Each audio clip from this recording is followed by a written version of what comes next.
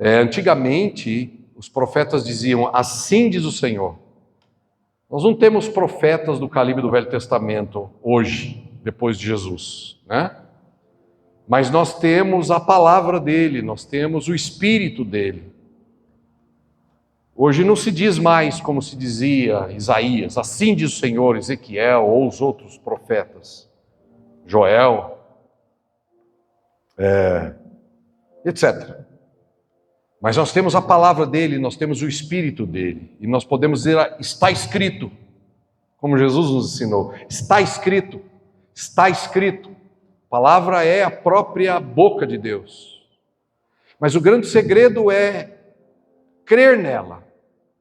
Que a palavra está fluindo e vai fluir nessa noite. Mas o segredo é crer nela. O segredo é confiar nela. O segredo é descansar nela. É fazer ela dentro do seu coração uma verdade absoluta. Então vamos à Bíblia. 1 de Reis, capítulo de número 17. 1 de Reis, no Velho Testamento, capítulo de número 17, nós vamos pensar um pouco hoje à noite na história muito conhecida da viúva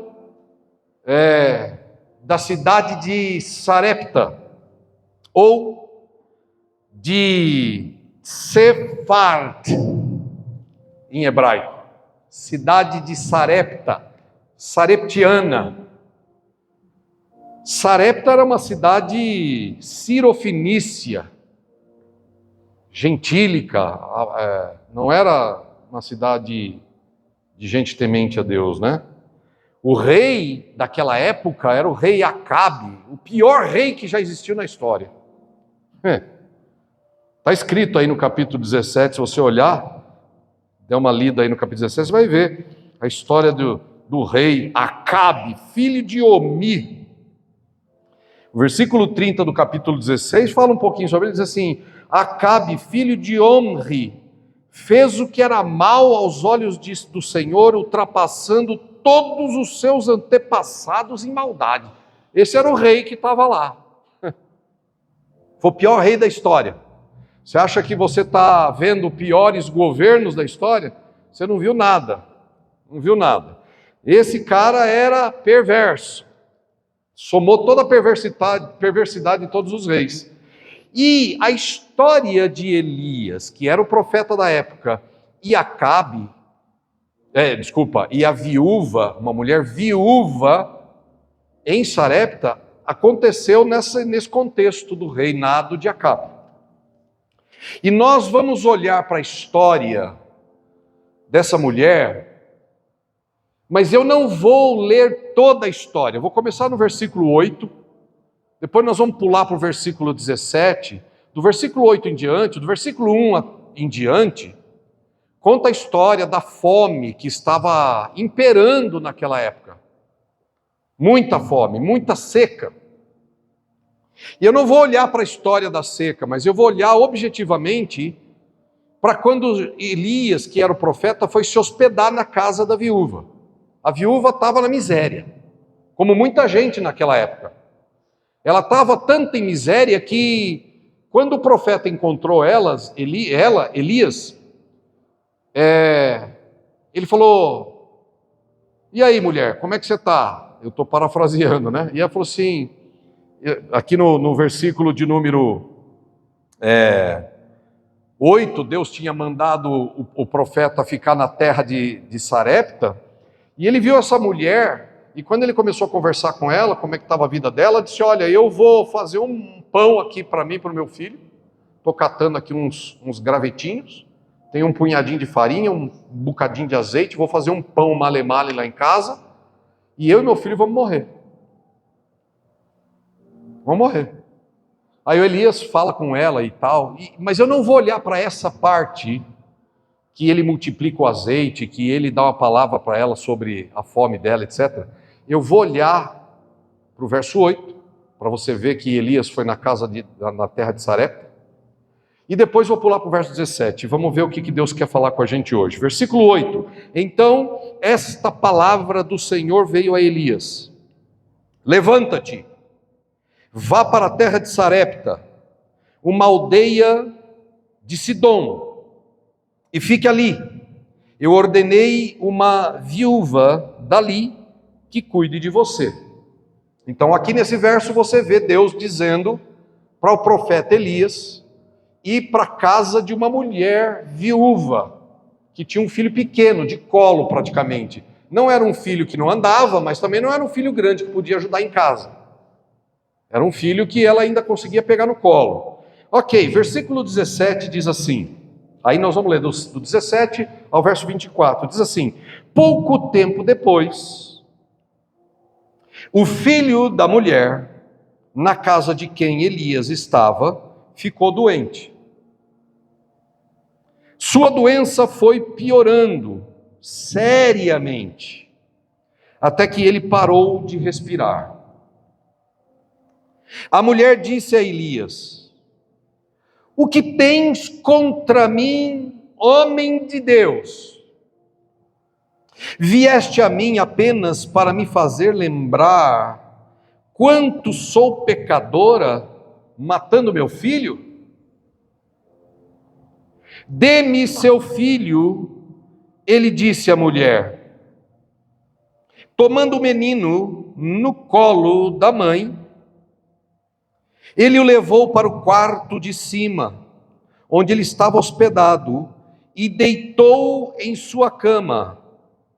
Elias clamou ao Senhor e disse: Senhor meu Deus, tu trouxeste também esta miséria a essa viúva com quem estou hospedado, matando seu filho.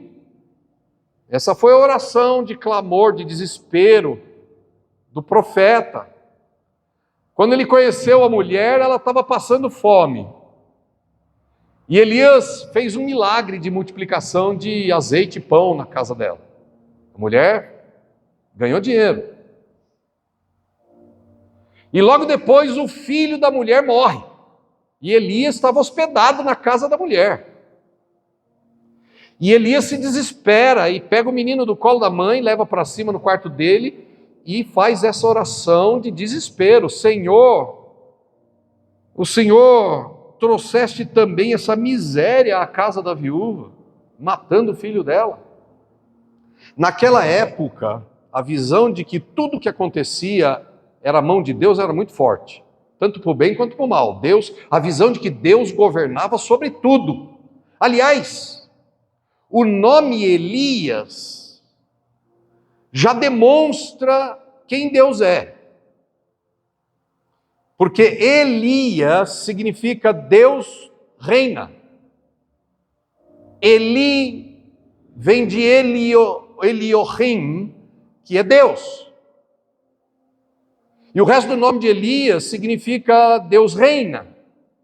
Imagina, quando alguém chamava o profeta Elias, significa Deus reina. Imagina para Elias como era crítico ele ser chamado de Elias, ele ser um profeta do Senhor, e na casa onde ele se hospeda, o filho morre. Você já se sentiu assim em algum momento? Eu vou na igreja, eu amo a Deus, eu faço orações e parece que a coisa piora.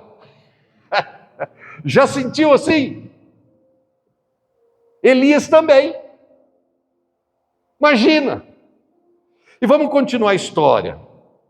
Versículo de número 20. Elias clamou e disse: meu Deus, tu trouxeste também esta miséria a essa viúva com quem estou hospedado, matando seu filho. Verso 21. Ele se deitou sobre a criança 3 vezes. A criança estava morta e ele se deitou sobre a criança 3 vezes e clamou a Deus: Senhor meu Deus, por favor, nenhuma tradução além dessa que eu tenho, traz esta expressão, por favor, Senhor meu Deus, por favor, permita que a alma desta criança retorne a ela. Algumas versões trazem a expressão, e ele suplicou.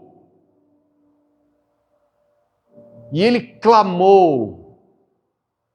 Mas a ideia no hebraico é exatamente um clamor no sentido: Senhor, se o Senhor não fizer alguma coisa, era um pedido de favor desesperado.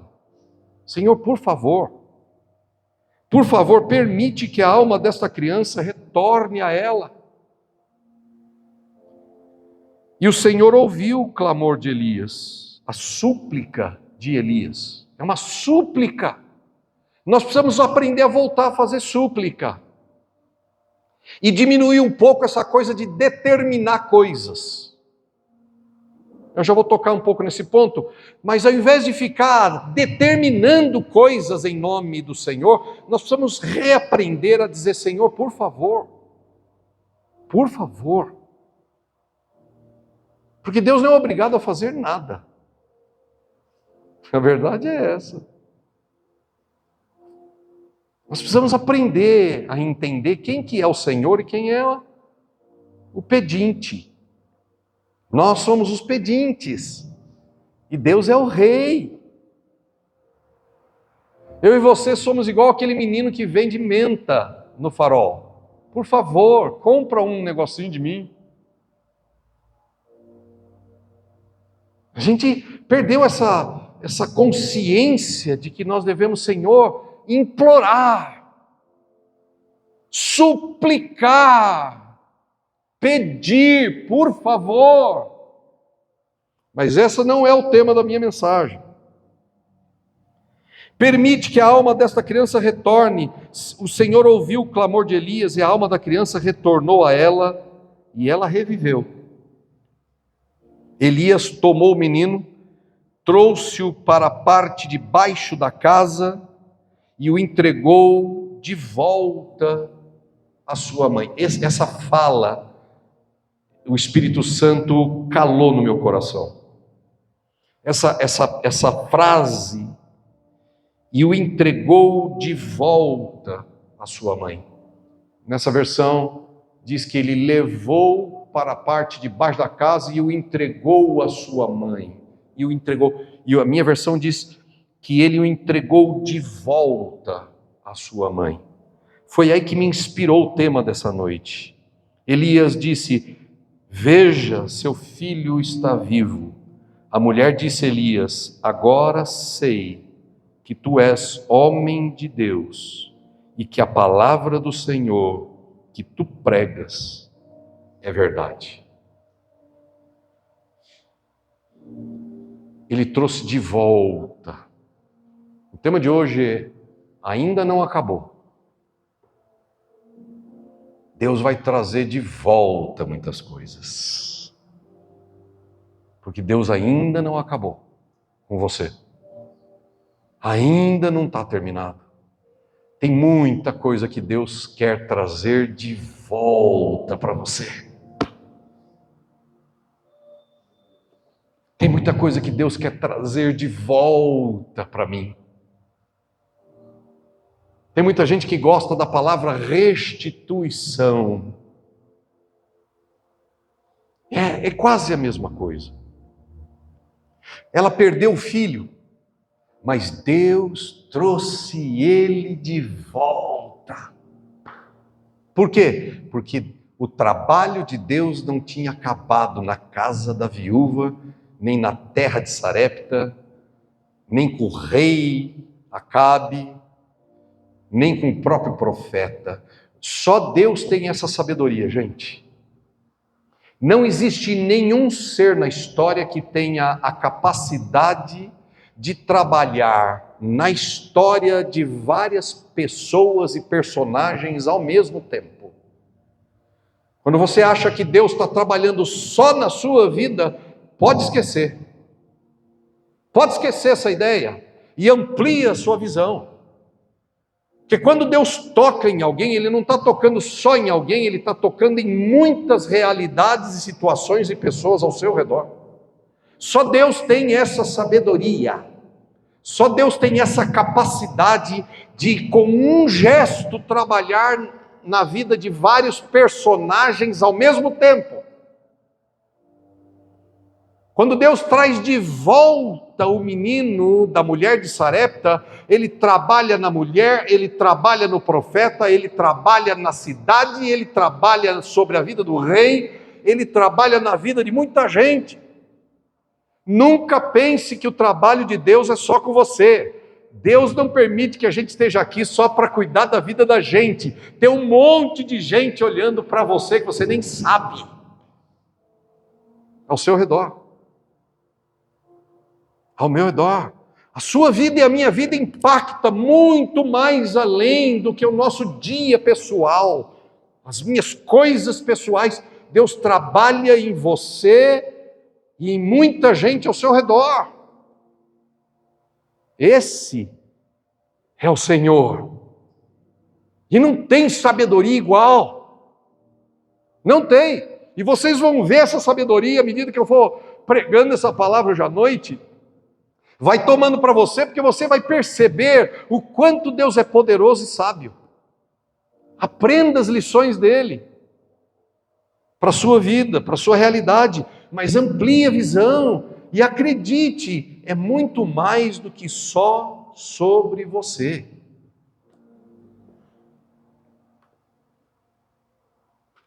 Veja o quanto é importante a sua existência. A gente olha para a gente de um ponto de vista muito medíocre. A gente olha para a gente de um ponto de vista muito pequenininho. Mas quem olha de cima vê melhor.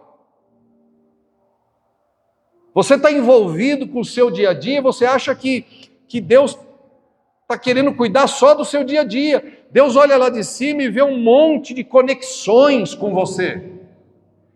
Sua vida está conectada a muito mais redes do que você pode imaginar. E o seu comportamento, a sua palavra, o seu testemunho, as suas ações vão mais longe do que você pode imaginar. Pode muito mais do que você pode imaginar. Nós vamos começar por essa ideia da palavra Sarepta. A cidade Sarepta.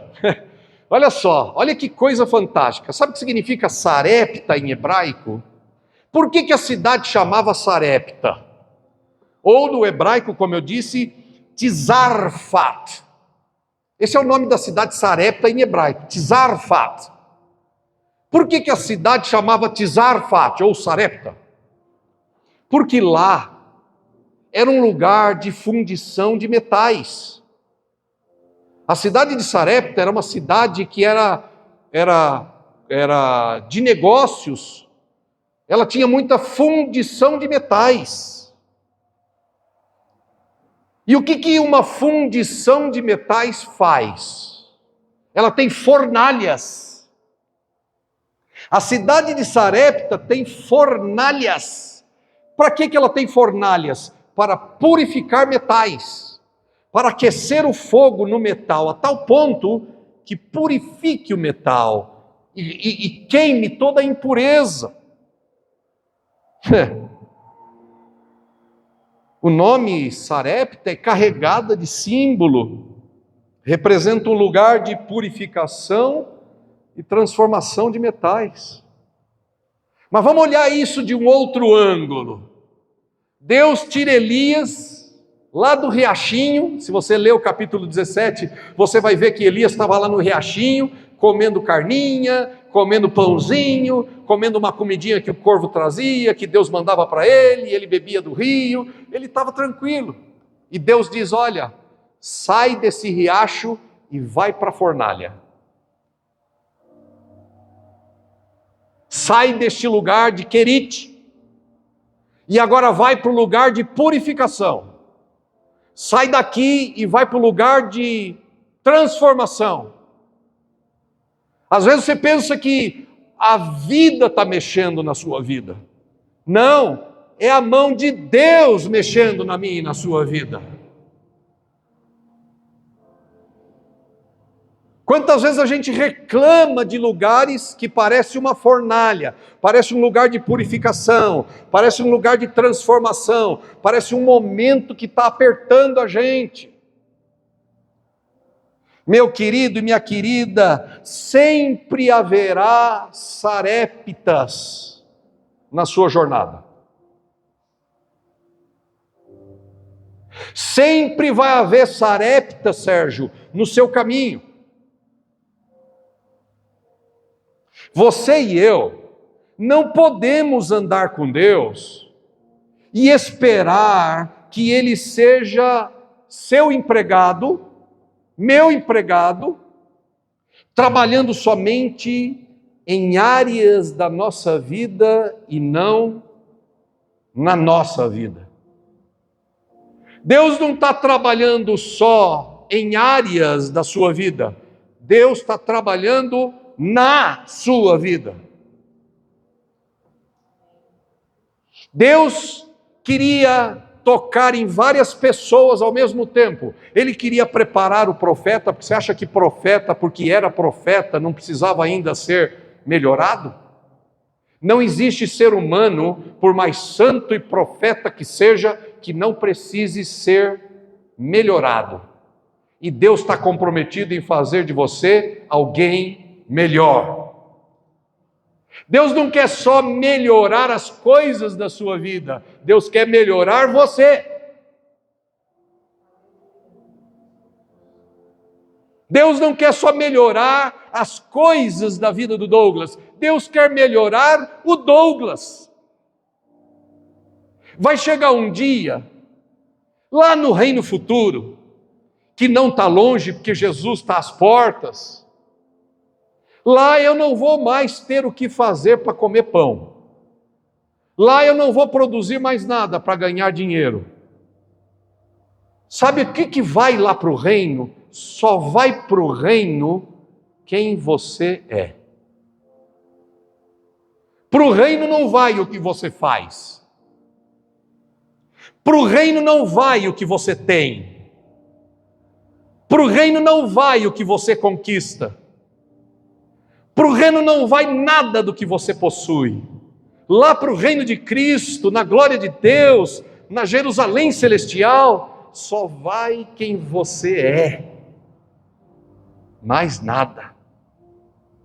Você não vai levar suas bolsas, não vai levar seus tênis, não vai levar seus diplomas.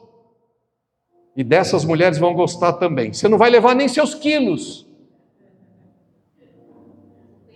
Mulheres, vocês não vão precisar fazer regime, nem frequentar academia, porque vocês vão ganhar um corpo novinho em folha. Ei, mulheres. Lá, você não leva nada do cansaço daqui. Por quê? Porque lá só vai entrar quem você é. E quem é você? Você está perdida, você está perdido com as suas coisas, você acha que é as suas realizações, você acha que é quanto você ganha, você acha que você é os imóveis que você tem, é natural, o ser humano se confunde entre o que ele é e o que ele possui, entre o que ele é e o que ele é capaz de fazer. Nós não somos o que somos capazes de fazer, nós somos o que somos. Igual o Pai. Quando Deus se apresentou para Moisés, ele disse: eu sou o que sou. Sabe quem é que vai para o céu? Só vai quem você é, porque eu e você somos igual ao Pai. O Pai é o que é, e eu sou o que sou. E Deus queria trabalhar em quem o profeta é. Deus queria trabalhar em quem a viúva era. Deus queria tocar a vida da viúva. Deus queria salvar a viúva de maneira completa. Preste atenção, nos versos anteriores do capítulo 17, Deus tinha multiplicado pão e azeite na botija dela. Ou melhor, o azeite, que é mais conhecido, mas ela fez pão também. Mas o azeite não parou de fluir na botija dela. Mas veja só, Deus não queria só que ela ganhasse dinheiro. Deus não queria só que ela fosse bem financeiramente e materialmente. Deus queria tocar quem ela era. O trabalho de Deus não é cuidar das suas coisas e te dar azeite, e te dar pão, e te dar as coisas da vida. Deus quer trabalhar como Ele trabalhou na viúva de Sarepta, em quem ela era, em quem você é. E a sabedoria de Deus trabalha ao mesmo tempo no profeta, e na mulher, e no filho da mulher, e no rei daquela terra, e naquela terra. Tudo ao mesmo tempo. Eu vou repetir essa frase. Você não pode andar com Deus e esperar que Ele seja seu empregado, trabalhando somente em áreas da sua vida e não em sua vida. Quer você queira ou não, se você andar com Deus, Ele vai trabalhar na sua vida.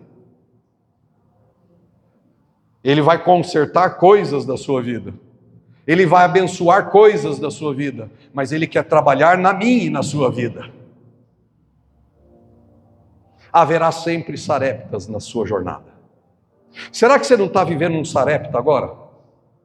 Sarepta é lugar de fornalha, é lugar de aquecimento, é lugar de purificação, é lugar de livrar você das impurezas, é lugar de tirar de você aquilo que não presta.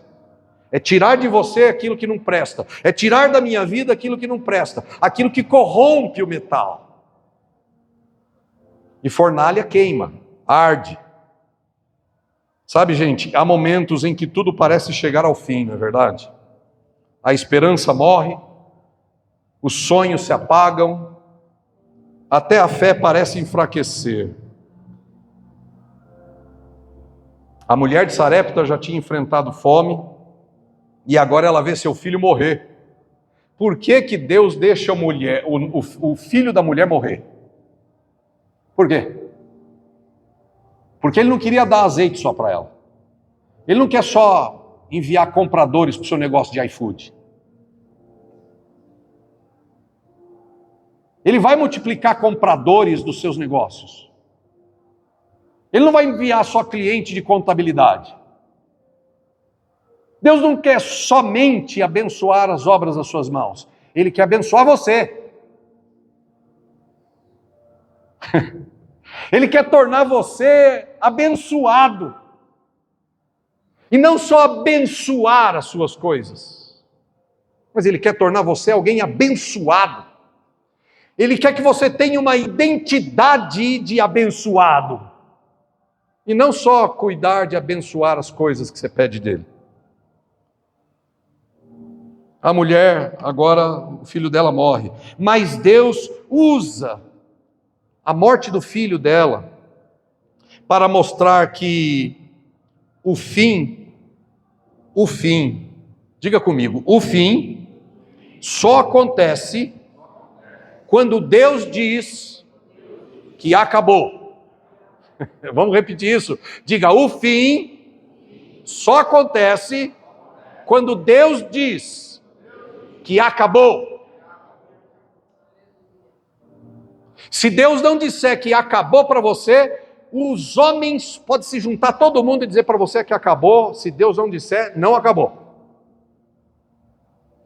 Olha só, gente, no início dos anos 2000, eu vivi as piores crises da minha vida. Foram quase 4 anos de crises profundas. E sinceramente, a única coisa que não foi tirado de mim, a única coisa que eu não perdi, seja lá como quiser dizer, a única coisa foi a minha saúde. No início dos anos 2000, eu vivi o pior momento da minha vida. Eu não sei o que Deus tem para frente, mas até aqui, no início dos anos 2000, eu vivi os piores momentos, os piores anos da minha vida. Eu perdi tudo. A única coisa que ficou intocada foi a minha saúde. Louvado seja o nome de Jesus.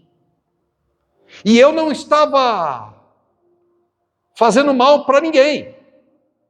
Eu estava lá quieto, bebendo no rio de Querite, e Deus mandava comida para mim sempre. Mas de repente, as coisas começaram a morrer na minha vida.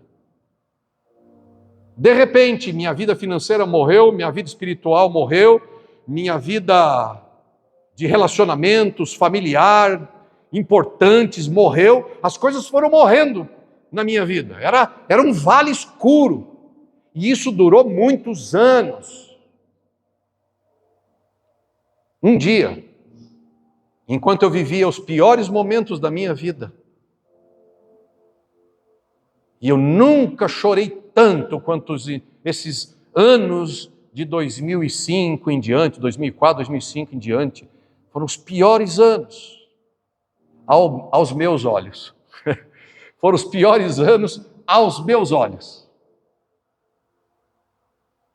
Mas depois que eu estou aqui em 2025, eu não tiraria os meus piores anos. Acredite se quiser, mas eu não tiraria da minha jornada. Se alguém perguntar assim, você se pudesse voltar no tempo, você deletaria esses anos da sua vida? Nunca. E se você voltasse sabendo que você ia passar tudo de novo e tivesse uma escolha, e aí, vai continuar ou não? Sabe aquele filme que você dá uma pausa, volta, dá uma pausa? É como se Deus fizesse isso comigo. Volta o filme, pausa e pergunta para mim, Douglas, e aí? Você vai passar tudo de novo. Posso apertar o play ou você quer subir para a glória agora? E eu ia dizer para ele, aperta o play. Porque se tirar esse período, o Douglas que ia para a glória, sei lá quando, iria pior.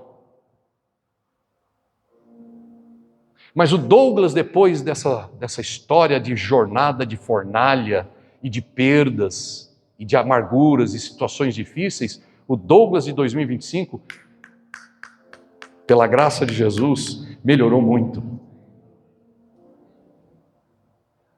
Eu escrevi na minha Bíblia, eu anotei tudo isso aqui para lembrar. Eu escrevi na minha Bíblia no início dos anos 2000. Em 2 lugares, em letras bem grandes, eu escrevi assim: a última palavra a meu respeito pertence a Deus. Pega isso para você. Independente se você está em Sarepta ou não, a última palavra a seu respeito pertence a Deus. Ninguém vai dar a última palavra sobre você, nem se você vai morrer, ou se você vai viver, ou se você vai prosperar, ou se você vai falir, ou se você vai sair dessa, ou se você vai ficar um pouco mais, não importa o que esteja acontecendo na sua vida, a última palavra a seu respeito pertence a Deus. É como Elias, Deus reina, Deus governa, o Senhor é rei. Deixa eu ouvir amém aqui, sim ou não? Você precisa olhar dessa maneira, na sua vida Deus governa. Não são as circunstâncias que governam na sua vida, é o Senhor. Quando Deus entra na história, meu irmão, o impossível se levanta. O menino estava morto, mas quando Deus põe a mão, o impossível se levanta. A fé renasce, a esperança respira outra vez. O que parece encerrado para você, meu amigo, é apenas o começo de um novo capítulo.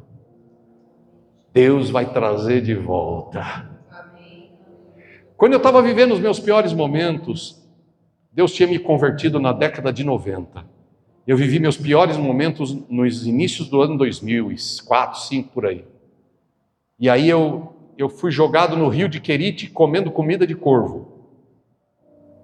Longe de todo mundo, da família, dos meus filhos.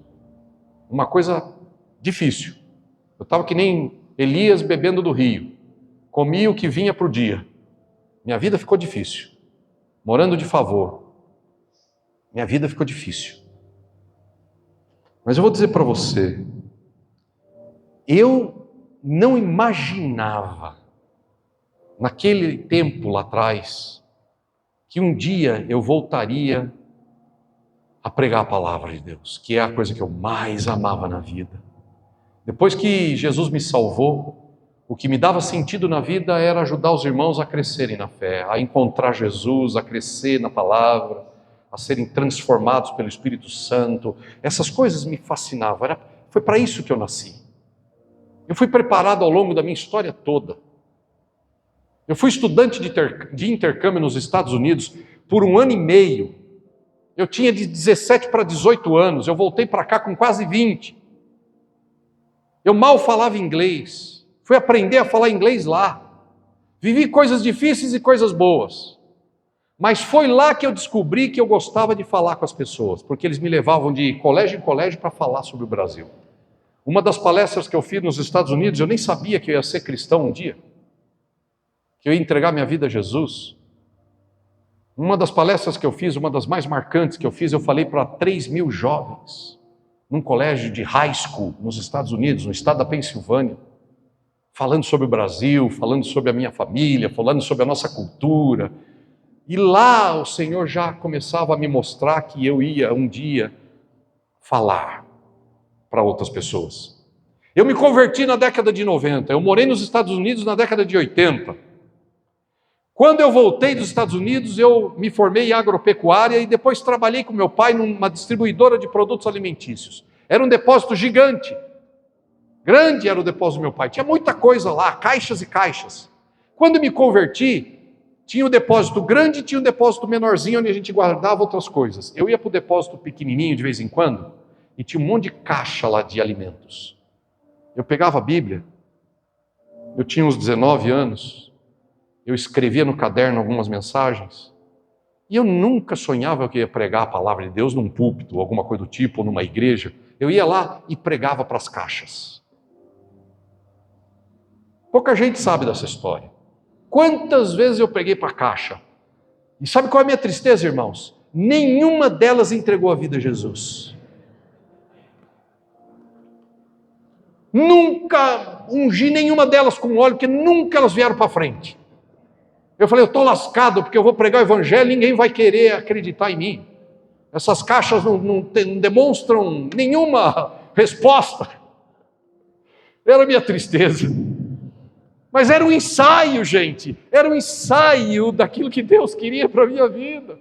E depois da minha maior tristeza, eu falei, jamais eu vou conseguir voltar. Mas assim como Elias devolveu o filho de volta, vivo, para os braços da viúva de Sarepta, o Espírito Santo me devolveu de volta para os braços de Jesus e do Espírito Santo para pregar a palavra. Eu não sei nem como eu cheguei aqui. Eu só sei que eu estou aqui. Eu e minha esposa, minha mulher. A nossa vida estava apontada para outro canto, né, Cecília? Mas eis que aqui estamos há 3 anos já pregando esse maravilhoso evangelho. O que parece encerrado para você é apenas o começo de um novo capítulo, pode ter certeza. Anote isso. Deixa Deus ser Deus na sua vida. Não fuja das mãos dele. Não fuja.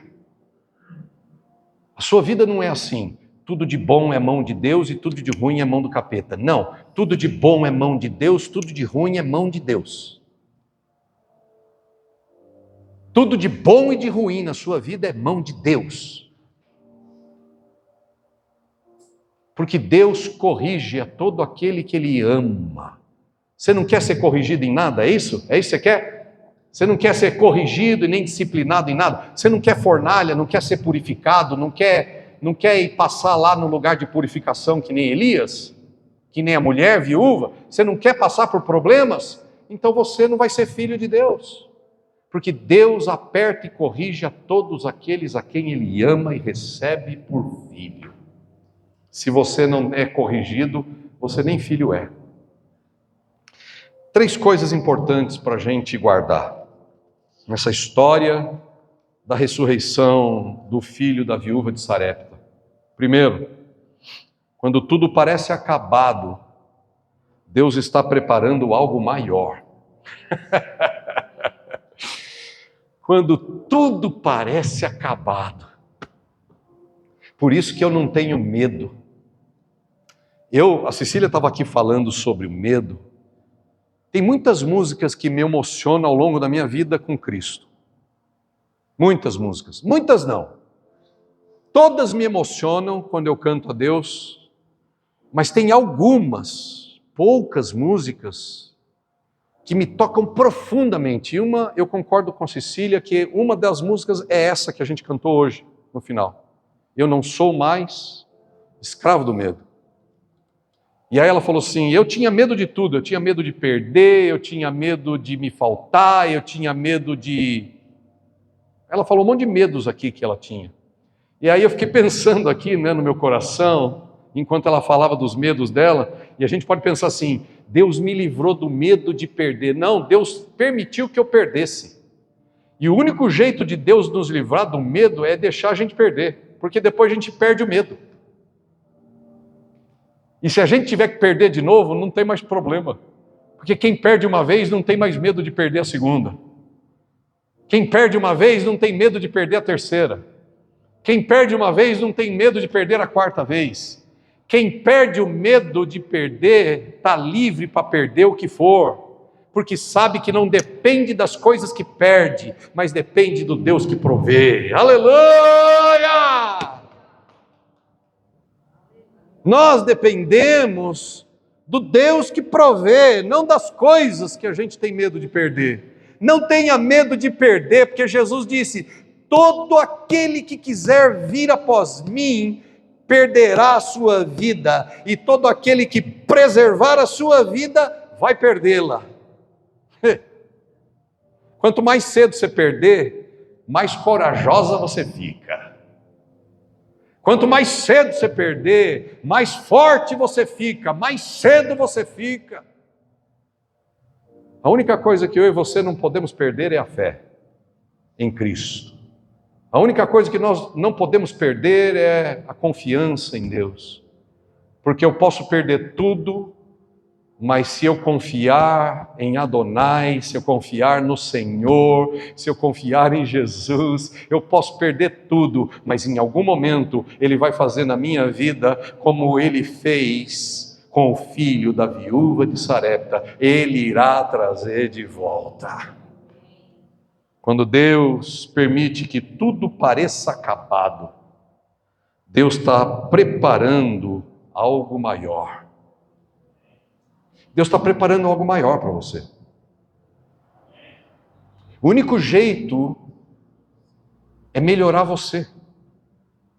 O único jeito é melhorar você que está no vídeo. Não tem jeito. E vou repetir, não adianta você querer andar com Deus e esperar que Ele trabalhe nas coisas da sua vida. Deus vai trabalhar em você, em mim. Às vezes Deus permite um colapso, um abalo sísmico, um terremoto na vida da gente, para manifestar aquilo que é sobrenatural. Deus chacoalha as coisas da vida da gente. O filho da mulher adoeceu, depois morreu. E aí a mulher ficou nervosa, não ficou? Ei, a mulher não ficou nervosa?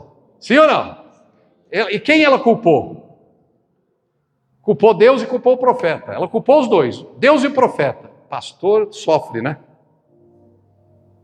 Quando as coisas dão errado, dá ruim, elas culpam o pastor. Quando dá bom, é elas mesmas. Quando elas vencem, são elas mesmas. Quando as pessoas da igreja vencem, elas falam que foi a oração delas. Quando as pessoas conquistam coisas, elas falam que foi a fé delas. Quando as pessoas da igreja progridem, elas falam que foi as atitudes, as mudanças de vida que elas provaram, o poder das ações delas. Mas quando a coisa dá errada, aí é o pastor. Deu ruim, é o líder. Deu ruim na casa da viúva. Quem ela culpou? Elias. E Deus. Como se Deus tivesse a obrigação só de fazer coisa boa na vida da gente. É como Jó. Jó disse para a mulher tola dele, tendo recebido o bem de Deus, não vamos receber o mal? Foi assim que Jó falou para a mulher tola dele. E está aqui, a mulher agora está desesperada, vem para o profeta e disse, por que você me trouxe essa desgraça na minha vida? Você veio aqui, escuta o que ela diz assim, você veio aqui só para eu ficar sabendo do meu pecado? Deixa eu ler o texto para você olhar para ele e o Léo botar lá em cima, no versículo de número 18. A mulher disse a Elias: o que tens contra mim, homem de Deus? O que você tem contra mim, homem de Deus? Vieste a mim apenas para me fazer lembrar o quanto sou pecadora, matando meu filho? Então a mulher reclamou a Elias: o que você tem contra mim, homem de Deus? Vieste para lembrar-me do meu pecado e matar meu filho? Presta atenção nisso. Quando as coisas acontecem na vida, lembre-se, Deus não está comprometido em destruir a sua vida. Deus te ama. Deus não está contra você, Ele te ama. Você não entendeu isso ainda? Ele te ama. E se tudo estiver ruim, Ele continua te amando. Só que o único jeito, às vezes, da gente lembrar que nós estamos com a vida torta, é quando as coisas apertam. Se Deus não tivesse interessado na viúva, Ele teria só deixado ela vendendo azeite. Mas Deus amava a viúva. Deus tinha um plano para a viúva. Deus não queria só usar a viúva para sustentar o profeta. Deus não queria usar você só para sustentar a igreja. Deus não queria usar a viúva só para sustentar o profeta. O plano de Deus não é você ficar trazendo dízimo na igreja, só para você sustentar a igreja. Deus tem um plano com você. Deus tem um propósito pessoal contigo. Porque Deus te ama. Porque Deus te ama com paixão que não apaga nunca. Você é especial, como a viúva era especial para Deus. E ela vivia torta. Não adiantava só Deus abençoar ela e dar azeite para ela vender azeite. Sérgio, não adianta. Deus não quer só te dar cliente. Deus quer fazer de você uma pessoa melhor. O negócio de Deus é com você, Sérgio. Não é com as suas coisas. Ele vai te abençoar na hora certa, mas o negócio de Deus é com você. O negócio de Deus é comigo. Quando eu estava na pior, eu ficava bravo, que nem a viúva de Sarepta. Eu fiquei bravo muitas vezes com Deus, porque eu achava que Ele estava sendo injusto comigo. Deus não é injusto com ninguém, Ele nos ama. E o único jeito de você perceber que está num caminho torto, vivendo no pecado, é apertar a sua vida. Então Ele apertou a vida da mulher. Por isso que ela disse: você veio me fazer lembrar que eu sou pecadora. Acho que Elias podia responder: sim. Veja, Deus queria fazer ela lembrar que ela tinha pecado, que não estava bom essa coisa de virar as costas para Deus e adorar outros deuses. Ela era uma adoradora de outros deuses. É só você ler a história da cidade. Leia a história da cidade, leia a história do governo daquela cidade. Ela era uma mulher pecadora. Deus está comprometido, porque Ele ama aquela mulher. Eu vou salvar essa mulher.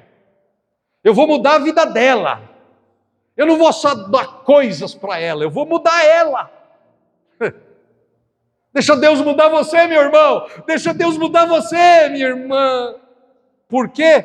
Porque o melhor de Deus vem depois. O melhor de Deus vem depois. Como é que Deus vai te dar o melhor dele para alguém como você está agora? Como que Deus vai dar o melhor dele como você está agora? Você está pronto para receber o melhor de Deus? Talvez você se perca, se Ele te der tudo que você quer agora. Você não pode. Por isso que Ele não muda a circunstância de muita gente. Ele só muda a circunstância quando a pessoa está preparada para reconhecer o que reconheceu a mulher viúva de Sarepta. E o que a mulher declarou depois que Elias ressuscita o filho dela? Agora eu sei que a palavra do Senhor na sua boca é verdade. E que você é um homem de Deus. Agora eu sei, agora eu sei, agora eu sei que você é um homem de Deus. Agora eu sei que a palavra do Senhor na sua boca é a verdade. Ela se tornou uma seguidora, ela se tornou um discípulo de Deus. É isso que Deus quer com a gente. O que Ele queria com a mulher de Sarepta. Ela parou de adorar os deuses para adorar o Senhor. Que lindo, né? Então, gente, segunda coisa importante é, quando a fé é posta à prova, a oração vai abrir o caminho para o sobrenatural de Deus na sua vida. Quando você estiver em prova, vai para a oração. Quando você estiver vivendo momentos difíceis, não vai para reclamação, vai para a oração. Quando a sua fé, quando as suas coisas estão dando errado, vai para a oração, não vai para a reclamação. Quando a sua fé é posta à prova, vá para a oração. A oração abre o céu, toca o coração de Deus. Ele muda a história por sua causa, por sua oração. Terceiro e último, quando Deus age, essa você vai gostar muito. Quando Deus age, Ele devolve mais do que foi perdido. Diga lá, quando Deus age, Ele devolve mais do que foi perdido. O milagre não apenas devolve a vida para a mulher, mas renova a fé daquela mulher. Aquela mulher, ela teve o filho de volta, mas no final ela declarou: agora eu sei que Deus é Deus, que você é um homem de Deus, e que a palavra do Senhor na sua boca é a verdade. Ela queria só o filho de volta, mas ela ganhou a eternidade. Ela teve o filho e de quebra ela teve a eternidade. O que adianta a gente ganhar o mundo inteiro e no final perder a nossa vida? O que adianta Deus te dar tudo o que você quer agora e no final você ir para o inferno? Deus quer você e depois Ele dá o que Ele pretende dar para você. Quando Deus diz, ainda não acabou, Ele restitui o que se perdeu e restaura o que foi quebrado. Deus não terminou com você. Deus não acabou comigo. Ele está só trabalhando, Ele está só trabalhando. Da próxima vez que você enfrentar uma fornalha, da próxima vez que você enfrentar um teste, vai para a oração, confia na mão dEle, Ele sabe o que está fazendo, vai tornar a sua vida melhor. Para a gente fechar, talvez você olhe para algo na sua vida, um relacionamento, um negócio, uma vida financeira, sei lá o quê, ministério, um sonho, uma fé, e você diga, acabou. Talvez você tenha dito, acabou algumas vezes, mas Deus nessa noite está dizendo, não diga acabou, porque eu ainda não terminei com você. Ele é o mesmo que faz o morto levantar nos dias de Elias. Ele é o mesmo que ressuscitou Jesus depois de 3 dias. Só para ironia aqui, né? Deus, já viu como Deus ele é bem-humorado? Já reparou na Bíblia? Se você ler a Bíblia, você vai ver como Deus liga todos os pontos. Ele é bem-humorado. Quantas vezes Elias deitou sobre o menino que estava morto? Quantas vezes? 3. E Jesus ressuscitou depois de quantos dias? Deus é bem-humorado. 3 dias para ressuscitar o filho da viúva. 3 vezes. E 3 dias Jesus sai do túmulo vivo de novo. Pode ser que daqui a 3 dias, coisas novas comecem a acontecer na vida da gente. Mas confia nele com todo o seu coração. E não vá para o desespero, para a angústia e para o medo. Vá para a fé, para a confiança em Deus. Ele sabe o que está fazendo. Louvado seja o nome de Jesus. Amém.